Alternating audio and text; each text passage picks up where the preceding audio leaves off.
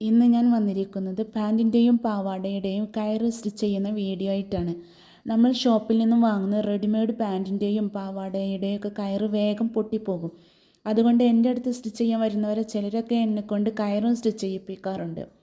ഇതെൻ്റെ സ്ഥിരം കസ്റ്റമർക്ക് വേണ്ടിയിട്ടാണ്. അവർ എന്തെങ്കിലുമൊക്കെ സ്റ്റിച്ച് ചെയ്യാൻ തരുമ്പോൾ പറയും 2 കയറും കൂടി സ്റ്റിച്ച് ചെയ്ത് തരണം കേട്ടോ. അപ്പോൾ ഞാൻ 3-4 ആയിട്ട് സ്റ്റിച്ച് ചെയ്ത് കൊടുക്കാറുണ്ട്.